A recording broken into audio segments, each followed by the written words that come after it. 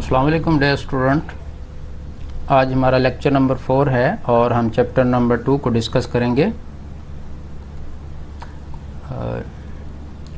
जो chapter number 4 में पहली डेफिनेशन फ़ाइल है। फ़ाइल जो है वो हम एक जैसे रिकॉर्ड को के मजमुआ को सिंगल यूनिट कंसीडर करते हैं और इसको फ़ाइल कहते हैं। और फाइल का दूसरा नाम जो है वो डाटा सेट है।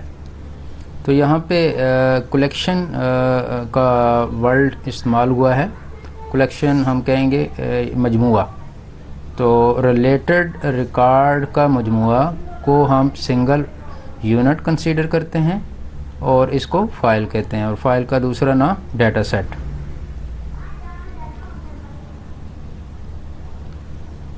इसी तरह जो फ़ाइल में डाटा स्टोर होता है वो रिकॉर्ड्स के लिहाज से डाटा स्टोर होता है।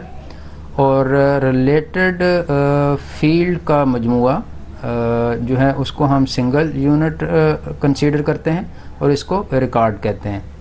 और ऊपर हम जो पहली डेफिनेशन वो फ़ाइल की है। और फ़ाइल में जो है ना रिलेटेड रिकॉर्ड का मजमुआ होता है। और जो रिकॉर्ड की डेफिनेशन है तो इसमें हम देख रहे हैं कि ये मुश्तमिल होता है रिलेटेड फील्ड पर। तो अब फील्ड की डेफिनेशन देखते हैं। फील्ड जो है इसकी डेफिनेशन इस तरह हम करेंगे कि ये रिलेटेड करैक्टर पर मुश्तमिल होता है और डाटा का ये सबसे छोटा यूनिट होता है। और फील्ड जो है वो यूनिक होना चाहिए और उसका नाम मीनिंगफुल होना चाहिए। तो यहाँ पे रिलेटेड करैक्टर का मतलब ये है, मिसाल के तौर पर अगर मैं स्टूडेंट का एड्रेस लिखूं तो एड्रेस जो है ना ये एक मीनिंगफुल वर्ड है। अगर मैं कहूँ कि OPL तो OPL जो है ना उसका कोई मीनिंग नहीं है। तो हम कहेंगे ऐसे रिलेटेड करैक्टर जिनका कोई मीनिंग भी हो तो वो करैक्टर मिलके क्या बनाते हैं, फील्ड। टेबल नेक्स्ट जो है वो टेबल या रिलेशन क्या चीज़ है। 1960 में रिसर्चर ने सोचा कि वो ट्रेडिशनल फाइल स्ट्रक्चर की जगह रिलेशन डेटाबेस को इस्तेमाल करें। और उन्होंने आइडिया दिया कि फ़ाइल को हमें 2 डायमेंशनल एरे या टेबल के तौर पर डिफ़ाइन करना चाहिए। और टेबल का जो नाम है वो यूनिक होना चाहिए। जो कॉलम फील्ड होंगे उनको हम टेबल के कॉलम बना देंगे। तो जो रिकॉर्ड का डाटा होगा वो कॉलम में लिखा जाएगा। इस तरह का जो स्ट्रक्चर जिसमें हम डाटा को रोज़ और कॉलम में तरतीब देते हैं ये टेबल या रिलेशन कहलाता है। तो मिसाल के जो हम देखते हैं, हम कहते हैं कि एक टेबल है जिसमें हम स्टूडेंट की इंफॉर्मेशन स्टोर करेंगे। तो कॉलम हमारे पास होंगे नेम, रोल नंबर, एड्रेस और फ़ोन नंबर। तो जो रिकॉर्ड पहला बनेगा, पहले स्टूडेंट का रिकॉर्ड होगा या पहली रो होगी, उसके कॉलम पहले कॉलम जो नेम है उसमें नेम आएगा, रोल नंबर के कॉलम में रोल नंबर आएगा स्टूडेंट का, और एड्रेस के कॉलम में स्टूडेंट का एड्रेस आएगा। तो यहाँ लिखा हुआ है कि हम रिकॉर्ड को कॉलम में लिखेंगे। तो इसका यही मतलब है। डेटाबेस और उसके बेसिक एलिमेंट रिलेशनल मॉडल के लिहाज से क्या होते हैं। पहला जो एलिमेंट है वो डेटाबेस है। तो डेटाबेस जो है ये टेबल्स और different object like queries, form और रिपोर्ट के मजमूए के नाम है। और जो रिलेशन है वो हम पीछे डिस्कस कर चुके हैं कि कॉलम और रोज़ के मजमूए का नाम जो है वो रिलेशन कहलाता है। और जो टप्पल है इसकी डेफिनेशन ये है कि हर रो जो कि रिलेशन में किसी रिकॉर्ड को मेंशन करती है वो रो जो है टप्पल कहलाती है।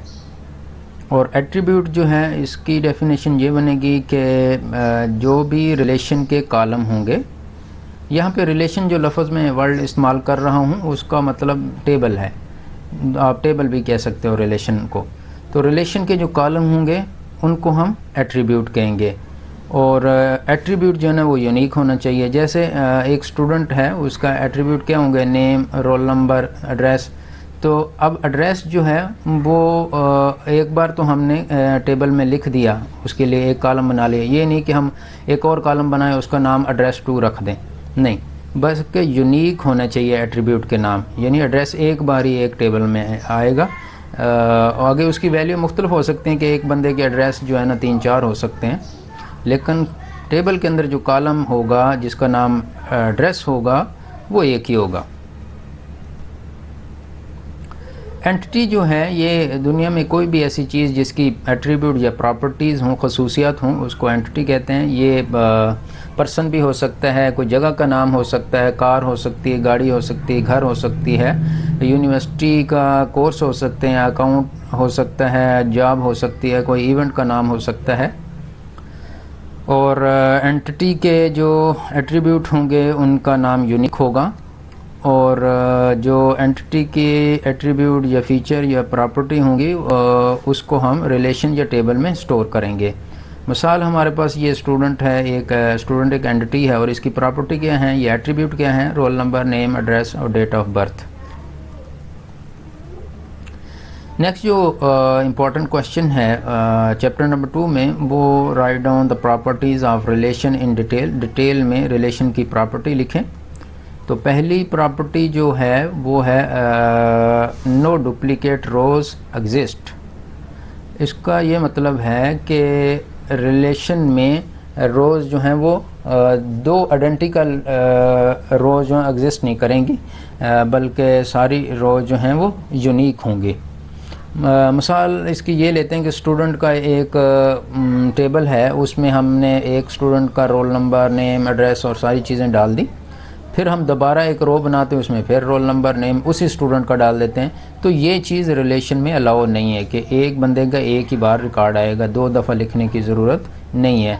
तो अब हम इसको कैसे अगर दो स्टूडेंट एक जैसे आ जाएं तो उनका तो रिकॉर्ड एक जैसा हो जाएगा, और ये चीज़ तो अलाउ नहीं। तो इसको हम कैसे डिफ्रेंशिएट करेंगे? तो कॉलेज में तो पहले ही हम डिफ्रेंशिएट करने के लिए रोल नंबर असाइन करते हैं। तो रोल नंबर यूनिक होता है, जिससे रोज़ भी यूनिक एक दूसरे से डिफरेंट हो जाएंगी, और ये रिलेशन में कोई इशू नहीं आएगा। दूसरी जो प्रॉपर्टी है रिलेशन की, यहाँ पे बार बार मैं एक वर्ड रिलेशन इस्तेमाल कर रहा हूँ। रिलेशन का दूसरा नाम जो है वो टेबल है। No order of rows is insignificant. दूसरी जो प्रॉपर्टी है वो ये कि रोज़ की जो ऑर्डर है वो कुछ मैनी नहीं रखता, तरतीब जो है कोई वैल्यू नहीं रखती। यानी कोई रो पहले है किसी की या बाद में है, ये इससे कोई फ़र्क नहीं पड़ता टेबल पे या रिलेशन पे।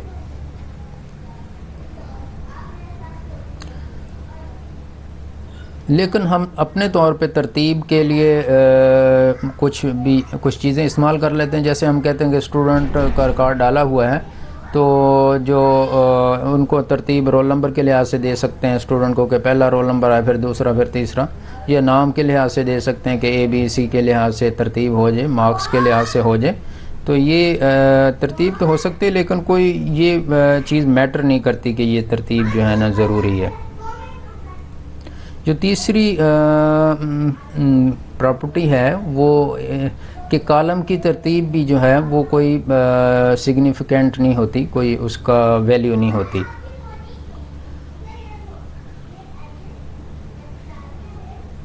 तो जो रिलेशन है उसकी डेफिनेशन में ये चीज़ मेंशन नहीं है कि कॉलम की कोई तरतीब होनी चाहिए, उसकी तरतीब की कोई वैल्यू है या उससे रिलेशन पे कोई इफ़ेक्ट पड़ता है।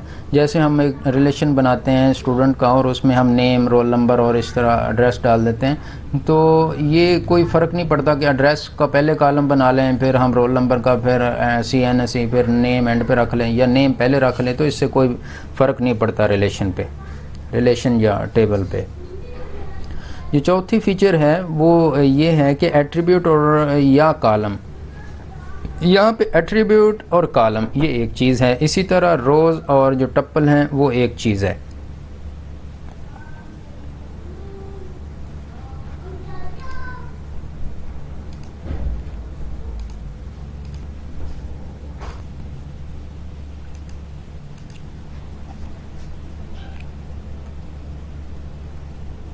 जो चौथी फीचर है वो कॉलम और एट्रीब्यूट जो हैं